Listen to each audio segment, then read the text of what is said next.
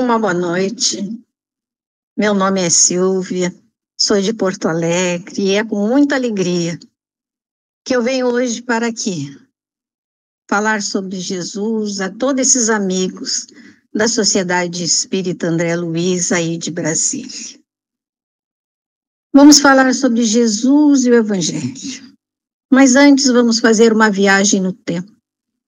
Como se fosse uma cápsula do tempo, vamos retornar bem dizer, há 2000 anos atrás, há mais um pouco de 2000 anos atrás, quando uma jovem, temente a Deus, recebeu a visita de um anjo, dizendo a ela que ela foi agraciada perante o Senhor e que daria à luz a um filho que se chamaria Jesus, que seria o Salvador e que viria até nós para nos trazer os seus ensinos.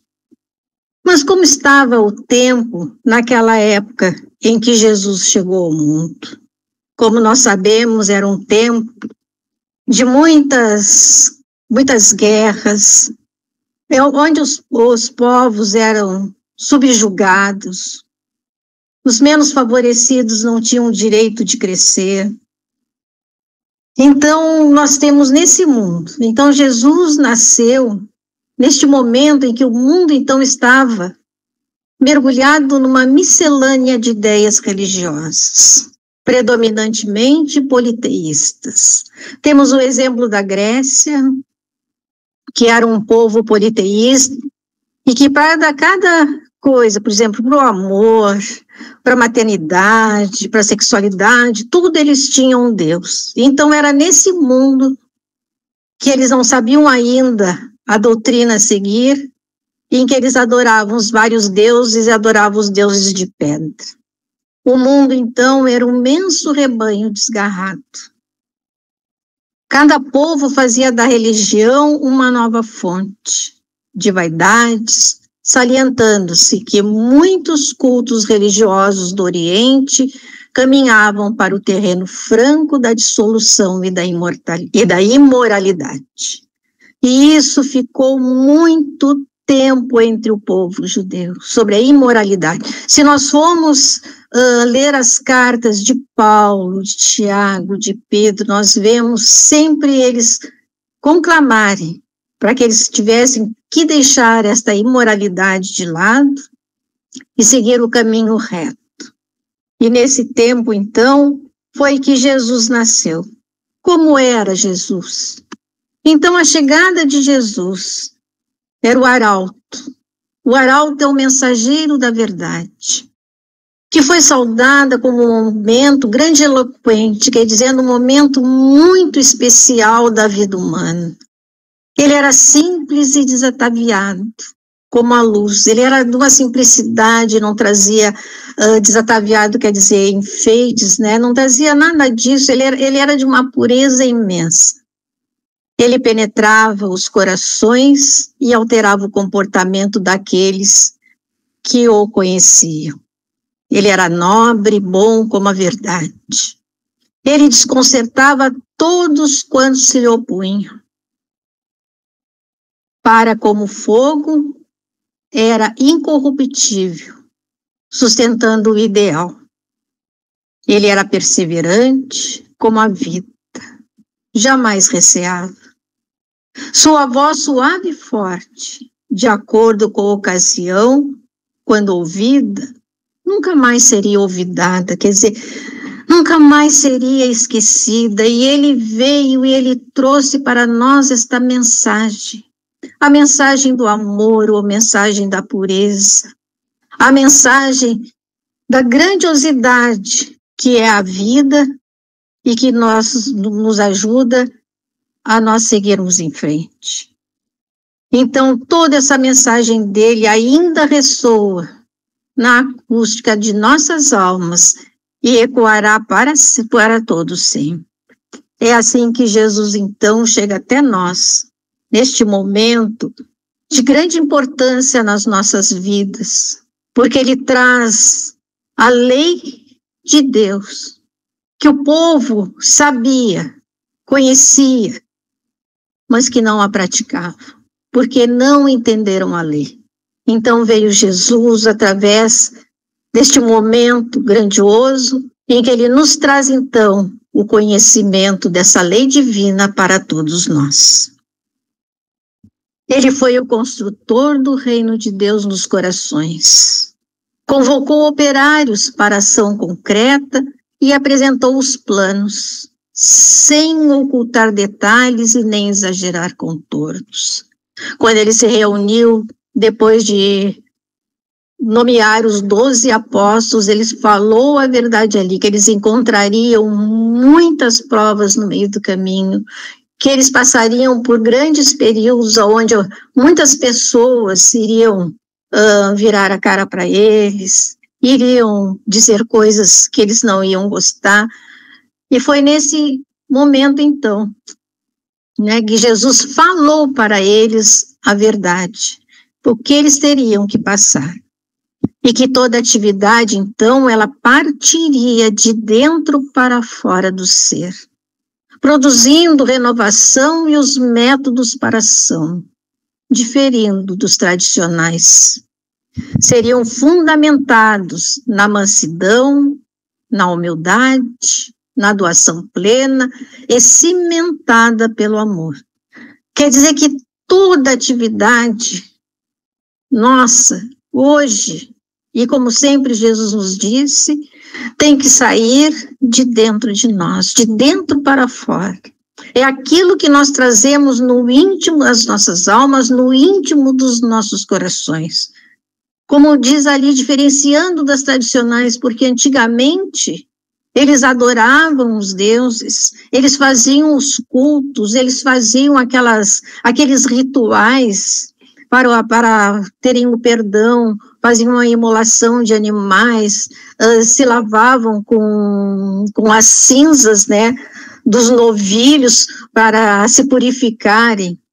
Mas nada disso adianta. O que adianta mesmo é nós trazermos dentro de nós estes ensinos e colocarmos em prática, que seriam fundamentados, vejam bem, na mansidão, na humildade, acima de tudo, na doação plena e completando tudo, fechando todo esse pote, com tudo isso e mais alguma coisa ainda, ela é cimentada pelo amor, porque Jesus é o amor que veio a nos mostrar o caminho da verdade, o caminho para a felicidade. Então, a fim de fazer-se crer e amar, tornando-se respeitado pelo povo, ele tomava as dores humanas e, como remendão, unia as peças desarticuladas do corpo e da alma das criaturas, dando-lhes equilíbrio, corrigindo as deformidades e devolvendo a saúde. Quem não passou por aquele tempo, que não traz ainda no recôndito de suas almas todos esses ensinos? De ver a figura doce e serena de Jesus, trazendo e levantando aquele povo daquela época tão sofrido, tão humilhado pelos romanos, tão sacrificado e escravizados. Ele levantava o povo.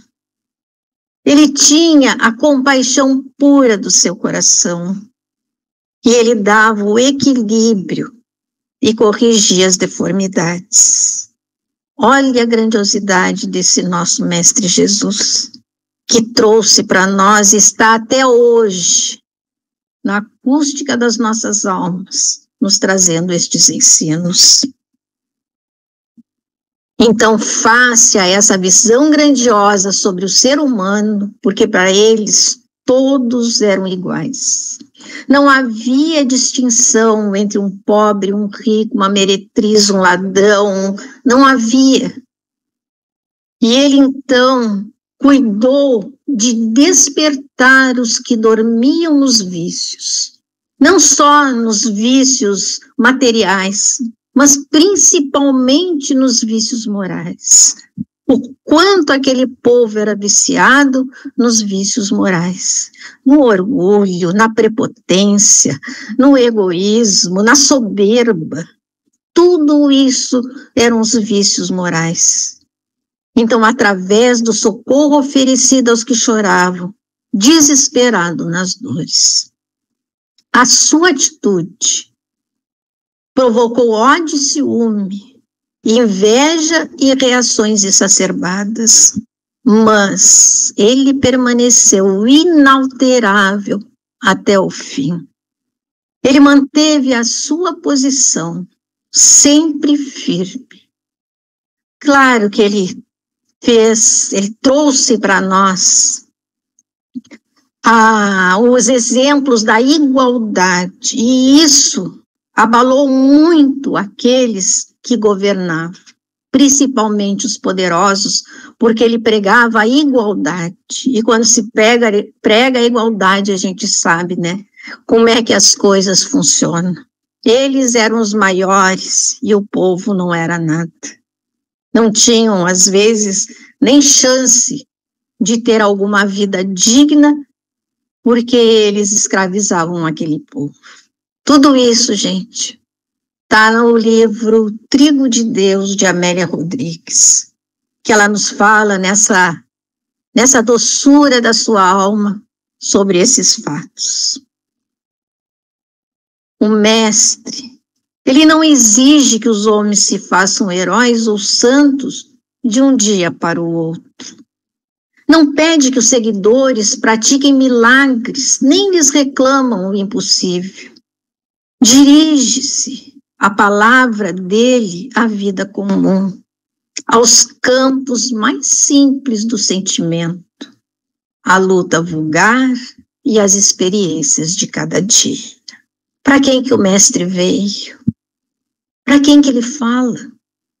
Se não para nós hoje em dia, nós que muitas vezes nos sentimos desamparados nesse mundo agitado, nesse mundo de tantas coisas que muitas vezes nos tira a nossa direção do caminho do bem. Há tantas coisas que nos desviam os nossos pensamentos, e muitas vezes até nós preferimos ir por um lado do que seguir Jesus. Vejam bem, ele não exige de nós nada mais do que sermos nós mesmos e seguirmos os ensinos dele. Ele não quer que a gente pratique milagres. Quantas vezes já nos convidaram na casa espírita para nós sermos trabalhadores e nós chegamos, eu não estou pronto ainda, eu tenho muitas imperfeições, mas todos nós temos. Mas aí é que está a beleza de nós trabalharmos, porque nós vamos adquirindo conhecimento, e as nossas imperfeições, muitas vezes que eram grandes, vão se diminuindo, porque os ensinos que nós recebemos dele ficam gravados em nós. Não há jamais quem tenha lido o Evangelho, quem tenha ouvido os ensinos de Jesus, que venha esquecer de seus ensinos. Muitas vezes as pessoas deixam a casa espírita, por quê? Porque as vidas delas não condizem com aquela doutrina que elas recebem. E elas muitas vezes, então, na consciência delas, elas se deixam levar pelo outro lado, em vez de abrirem mão e seguirem os passos de Jesus. Isso é um fato, gente, isso é um fato muito importante de que a gente vê por aí. Mas vamos nós, que já somos trabalhadores espíritas, né, continuar na nossa caminhada. Nós sabemos que nós temos a nossa... Claro, nós estamos no mundo de provas e expiações, nós não temos ainda as condições de sermos um espírito puro como Jesus, mas nós estamos a caminho. E o importante é nós caminharmos, não ficarmos parados nem sentados, lamentando da vida, daquilo de tudo que nos acontece. Não, vamos em frente. Jesus veio para nós, veio para nos trazer e nos mostrar que a felicidade ainda pode não ser deste mundo, mas que nós podemos ter períodos de felicidade. Nem que ele diz ali, né? A luta vulgar e as experiências de cada dia. Somos nós, todos nós, que temos essas nossas vidas. Então, dos ensinos dele, eu pensei algumas, porque o tempo não ia dar para trazer todas. Eu queria trazer todas, mas infelizmente o tempo não dá. Então, eu pensei uma das principais para nós podermos compreender, né, e fazer uma análise desses ensinos que ele nos deixou. E o primeiro de todos os ensinos dele, qual foi? A humildade. Quando ele nasceu, que foi colocado numa manjedoura, que nasceu naquele pequeno estábulo, né, junto com os animais ali, ele já nos trouxe a humanidade. Quando todos estavam esperando um rei, um salvador, que viesse numa carruagem de ouro, né, e sendo imponente, não, ele nos trouxe a humildade. A manjedoura, então, assinalava o ponto inicial da lição salvadora do Cristo, como a dizer que a humildade representa a chave de todas as virtudes. E é a chave de todas as virtudes, a humildade. Por essa razão, afirmou Jesus, bem-aventurados os pobres de espírito, porque deles é o reino dos céus. Não é o pobre que é pobre monetariamente, é aquele que é humilde de coração, aquele que é bondoso, aquele que sente compaixão no seu coração, aquele que sente o amor brotar nas entranhas de sua alma pelo próximo. Então, dizendo que o reino dos céus é dos simples, que Jesus significar que a ninguém é consentida a entrada neste reino sem a simplicidade de coração e a humildade de espírito. Então, temos novamente que deixar os nossos vícios morais e as duas chagas maiores da nossa humanidade, o orgulho e egoísmo. Porque o orgulho junto com o egoísmo, não?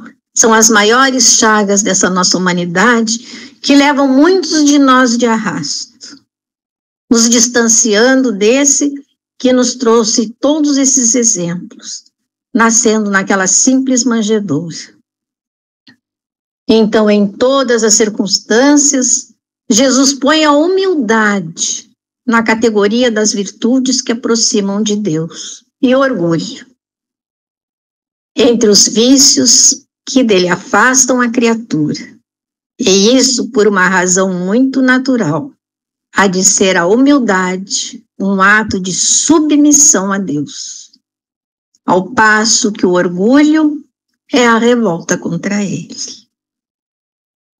Por que nós ainda trazemos em nós este orgulho? Por que nos achamos ainda maiores e melhores que os outros se nós todos somos iguais? Somos feitos da mesma matéria. Todos nós temos no nosso corpo a mesma composição química. Fomos criados por um ato simples que nós fomos criados.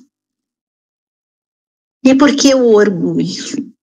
O orgulho que nos leva muitas vezes a despencarmos, né, do alto, porque nos sentimos os melhores, porque nos sentimos os maiores e os outros. Por isso que nós temos muito que pensar o quanto nós ainda temos desses dois vícios em nós. Às vezes não é na grandiosidade, gente. Às vezes é nas pequenas coisinhas. Porque às vezes uma pedra enorme a gente vê na nossa frente, mas a gente sempre escorrega, é nas pedras pequenininhas. Então vamos ver agora o amor ao próximo. esse amor de que Jesus nos trouxe.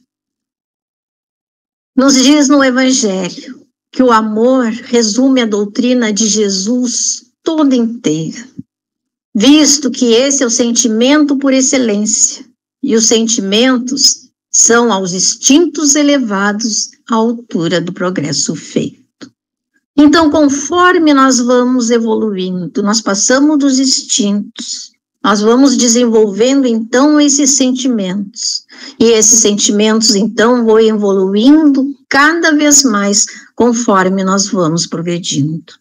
E esse sentimento, ele é o ponto delicado do sentimento, então, que é o amor. Não o amor no sentido vulgar do termo, mas esse sol interior que condensa e reúne o seu ardente foco, todas as aspirações e todas as revelações sobre-humanas. É o amor que nos guia. Qual o amor mais puro que nós tivemos na nossa vida, desse exemplo grandioso que foi Jesus, que até no último dos seus atos, ele se lembra do próximo, no qual ele diz: Pai, perdoa, porque eles não sabem o que fazem.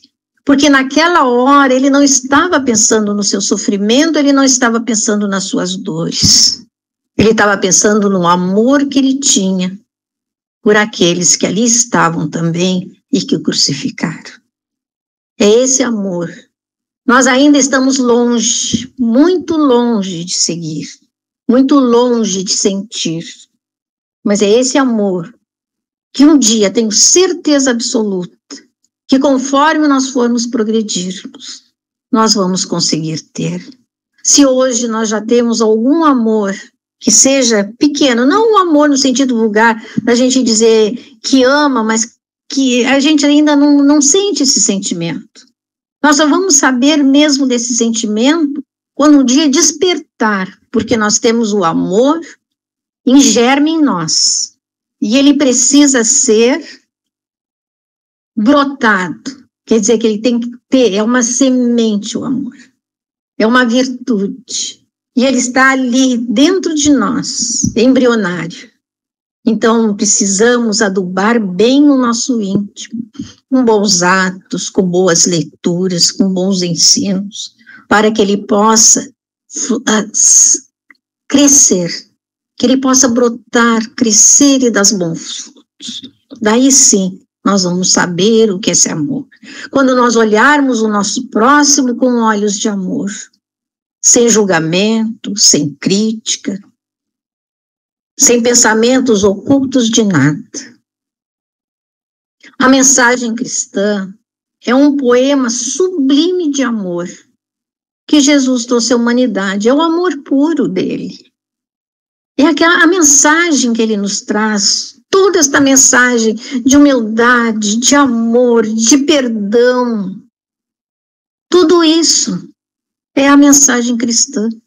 E ela tem que ser introjetada nos nossos corações. Não só introjetada, ela tem que ser vivida. Nós temos que colocar em prática no nosso dia a dia todos os ensinos. Porque não adianta nós pegarmos o Evangelho, o capítulo tal é tal isso, o capítulo tal é tal aquilo, tal passagem, tal então versículo, conhecer o Novo Testamento, conhecermos o Evangelho segundo o Espiritismo, conhecermos o Livro dos Espíritos, e nós não colocarmos em prática. De que adianta? O nosso próximo está aqui do lado. O nosso próximo são os nossos filhos, a nossa família, o nosso esposo, a nossa esposa. Esses são os nossos próximos, mais próximos, que muitas vezes a gente relega. Mas eu me dou bem com fulano, mas com os de casa é difícil. A gente sabe que é difícil, mas é com esses próximos que nós temos que ter esse amor. Então, Jesus, descendo à esfera dos homens por amor, humilhando-se por amor, ajudando e sofrendo por amor, ele passa no mundo, de sentimento erguido no Pai excelso, refletindo-lhe a vontade sábia e misericordiosa. E para que a vida e o pensamento de todos nós lhe retratem as pegadas de luz, legou-nos em nome de Deus, a sua fórmula inesquecível. Amai-vos uns aos outros como eu vos amei. Aqui está, amai-vos uns aos outros como eu vos amei. Mas quando nós aprendemos, ele diz assim, amar a Deus, quando ele diz, né, que ele resume toda a doutrina de Deus em amar a Deus acima de todas as coisas e ao próximo como a si mesmo. Vocês vejam a diferença que ele diz. Esse foi a única vez que ele disse isso. Amai-vos uns aos outros como eu vos amei, e essa sentença que ele nos disse foi feita na última ceia. Então, vamos amar os outros como ele nos amou. Não é sacrifício, gente. Não é sacrifício. É nós fazermos esse amor ressaltar dos nossos corações e extravasarmos aos nossos semelhantes e ao nosso próximo. E muitas vezes, repito, o nosso próximo mais próximo, que é aquele que está dentro do nosso lar e que muitas vezes precisa de nós. Vamos passar agora para amor e justiça de Deus. O amor e justiça de Deus, isso a gente não tem a menor dúvida, né, de que Deus tem por nós. O amor e a justiça, porque Jesus foi o amor e ele é filho de Deus e Deus é o amor universal. Então, nós temos que a mensagem cristã, então, ela reflete o amor e justiça de Deus. Daí seria importante nós compreendermos as suas lições, nós compreendermos, nós analisarmos, nós entendermos o que Jesus quis nos dizer. E isso hoje, estudando, nós temos vários estudos que nos trazem essa doutrina, esta mensagem do Cristo, explicada ponto a ponto. É bom a gente conhecer, e é bom a gente meditar, e é bom a gente vivenciar essa mensagem cristã. Porque o amor, ele é o reflexo de Deus, nosso Pai, que se compadece de todos e que a ninguém violenta, em razão do mesmo amor infinito com que nos ama. Ele determine que estejamos sempre sobre a lei da responsabilidade, que se manifesta para cada consciência de acordo com suas próprias obras. Deus não nos violenta. Deus, ele respeita o nosso livre-arbítrio, ele respeita nossas escolhas. Por isso que ele diz que ele não nos violenta. Ele não nos impõe. Ele nos deixa a escolha. E nós temos que ter na nossa consciência essa responsabilidade que se manifesta, né, em nós. Então, e amando-nos, permite o Senhor perlustrarmos, quer dizer, observarmos, examinarmos, sem prazo, o caminho de ascensão para Ele, concedendo-nos, quando, impensadamente, nos consagramos ao mal, a própria eternidade. Temos, então, a própria eternidade para reconciliar-nos com o bem, que é a sua regra imutável. Então, nós temos aqui o tempo que Deus nos dá para os nossos arrependimentos. Nós somos espíritos imortais. Nós temos a eternidade. Se queremos ir mais rápido ou menos, isso vai depender de nós. Mas não existem penas eternas. E aqueles que estão há muito tempo ainda sofrendo e padecendo, é porque não encontraram ainda dentro de si o perdão e a reparação de seus erros.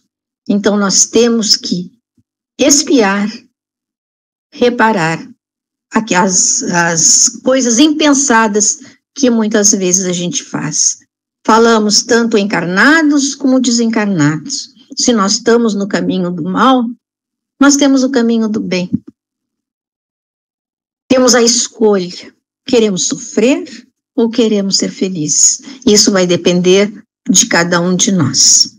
A mensagem está aí e é aberta para todos nós e depende somente de nós. Eis porque Jesus, então, um modelo divino, enviado por Ele, enviado por Deus à Terra, para clarear-nos a senda, para iluminar-nos o caminho em cada passo do seu ministério, Ele tomou o amor ao Pai por inspiração de toda a vida, amando sem a preocupação de ser amado e auxiliando sem qualquer ideia de recompensa. E nós amamos e queremos ser retribuídos ou amamos livremente sem querer retribuição? Fazemos um ato bom, fazemos uma caridade ou queremos os holofotes e queremos as recompensas? Isso vai depender de cada um de nós a escolha. É sempre nós a escolha.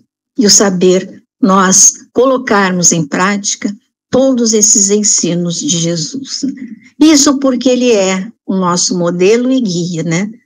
Quando Kardec pergunta qual o modelo, né, para a humanidade, os espíritos amigos da codificação respondem: Jesus. É ele todo, porque Jesus, ele era todas as virtudes estavam concentradas nele. Todas as virtudes desenvolvidas. E um dia, quando nós chegarmos a ser espíritos puros na relatividade, nós também teremos todas as virtudes. Então, nós temos que, pouco a pouco, irmos desenvolvendo essas virtudes. A humildade, né? O amor, a compaixão, a doçura. Isso tudo nós temos que ir, mas são passos a passos, gente. Nós não vamos fazer tudo isso numa encarnação. Por isso que nós vamos e viemos. Uma vez a gente vem, reencarna e desenvolve um. Aí a gente depois vem na outra e desenvolve outro.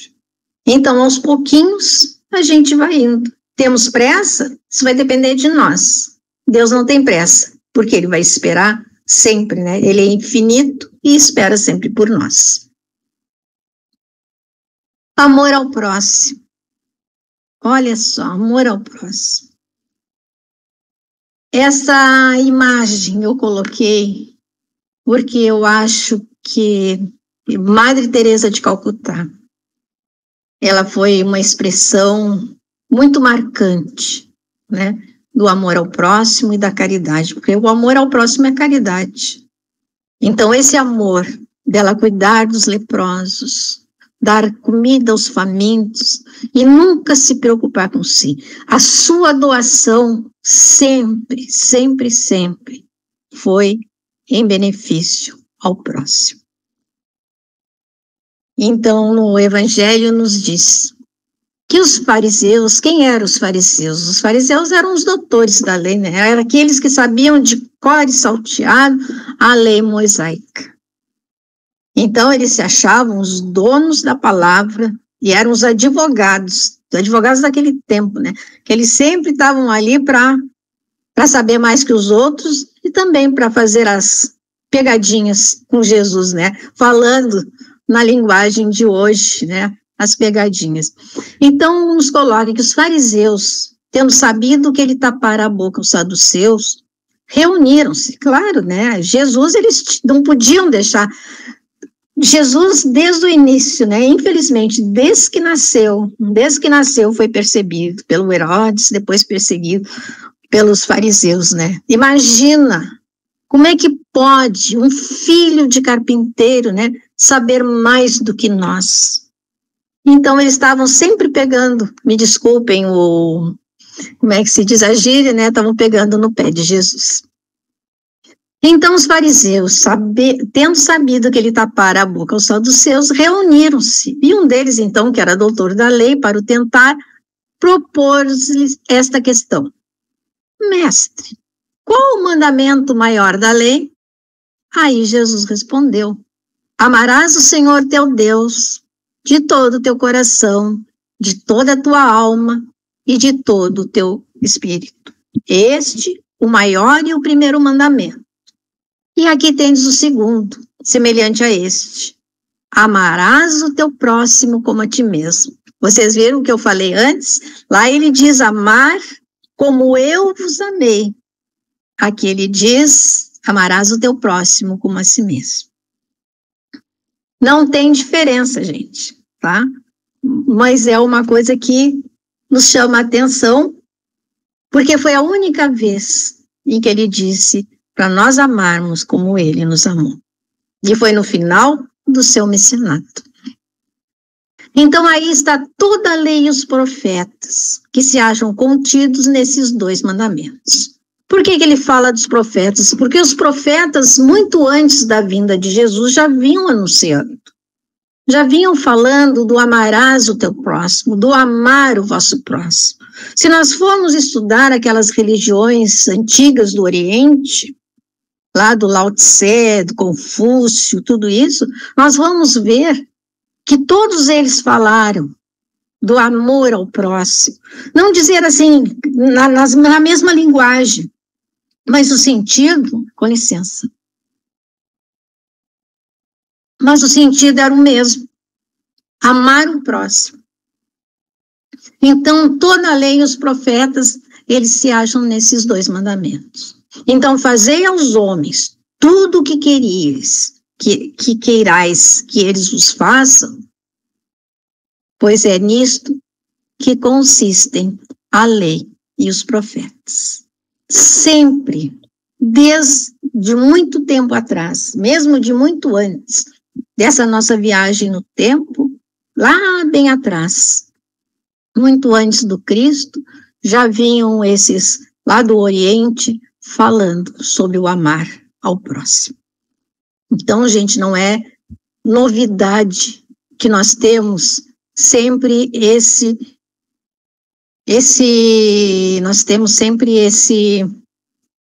ensino. Então, amar o próximo como a si mesmo, fazer pelos outros o que queríamos que os outros fizessem por nós, é a expressão mais completa da caridade, porque resume todos os deveres do homem para com o próximo, e eu diria também do homem para com Deus, porque o nosso próximo, o que foi que Jesus nos disse? Tudo aquilo que fizeres para um dos meus, é a mim que estarás fazendo. Então esse aí é o nosso próximo. Tudo aquilo que nós fizermos ao nosso próximo, nós estamos fazendo para Jesus, gente. Então não podemos encontrar guia mais segura a tal respeito que tomar para padrão do que devemos fazer aos outros aquilo que para nós desejamos. Com que direito exigiríamos dos nossos semelhantes melhor proceder, mais indulgência, mais benevolência e devotamento para conosco do que os temos para com eles? Como é que nós podemos exigir uma coisa que nós não damos? Né? Muitas vezes nós, fulano não me dá isso, fulano não me dá atenção, fulano não me dá carinho, fulano não me dá... Mas eu dou para ele, eu tenho paciência com ele, eu sou benevolente, então nós temos que ver isso, nós não podemos exigir dos outros o que nós não damos. Isso é fato consumado. Então, agora nós vamos ver o valor da oração. O quanto é importante a oração nas nossas vidas e o quanto Jesus orava. E ele nos ensinou esse valor da oração. Quando ele, no final do dia, ele orava. Quando ele estava para ser crucificado, aonde que ele estava orando. E sempre ele orava. Tanto que uma vez os apóstolos chegaram e disseram para ele, Senhor, ensina-nos a orar. E ele então nos deu a mais bela de todas as orações, que é a oração do Pai Nosso, né? Ou oração dominical, como muitos chamam. Então a prece, ela deve ser essa expansão íntima da alma para com Deus. É o nosso colóquio com o Pai. É o nosso diálogo com Deus. Muitos de nós podemos dizer, mas ele não me ouve. Ouve sim. Mas ele não me responde. Responde sim. É só a gente saber escutar e sentir no coração. Porque os ensinos de Jesus nós temos aqui nas nossas mentes, mas nós precisamos fazer com que estes ensinos desçam para o nosso coração, para nós podermos vivenciar a mensagem cristã. Então, este colóquio, né, uma meditação sempre útil, muitas vezes fecunda. É, por excelência, o refúgio dos aflitos, dos corações magoados, nas horas de acabrunhamento, quer dizer, naquelas horas que nós estamos abatidos, prostrados, de pesar íntimo e de desespero. Quem não achou na prece a calma, o reconforto e o alívio para os seus males? Um diálogo misterioso se estabelece entre a alma sofredora e a potência evocada. A alma propõe suas angústias, seus desânimos, implora socorro, apoio e indulgência. É tudo aquilo de que nós precisamos, gente. É elevarmos os nossos pensamentos, introjetarmos em nós esse sentimento de podermos conversar ou à noite, ou durante o dia, ou do que for. Jesus nos ensinou. Quando precisares, entreis para a vossa casa e em secreto, entrei para o vosso quarto em secreto e em secreto conversais comigo. E vamos conversar com ele em secreto. Não precisamos, muitas vezes estamos num lugar cheio, precisamos conversar. Vamos nos acalmar, vamos meditar e vamos conversar com Deus e na certeza de que o alívio vem. Isso nós temos sempre a resposta nos nossos corações. Muitas vezes estamos angustiados, atribulados e fazemos uma prece. E sentimos o alívio, sentimos aquele bálsamo, aquela energia vindo de Jesus. E é dos bons amigos da espiritualidade maior. E então, no santuário da consciência, uma voz secreta responde. É a voz daquele de onde dimana, de onde provém toda a força para a luta neste mundo. Todo bálsamo para as nossas feridas, toda a luz para as nossas incertezas. E essa voz consola, reanima, persuade.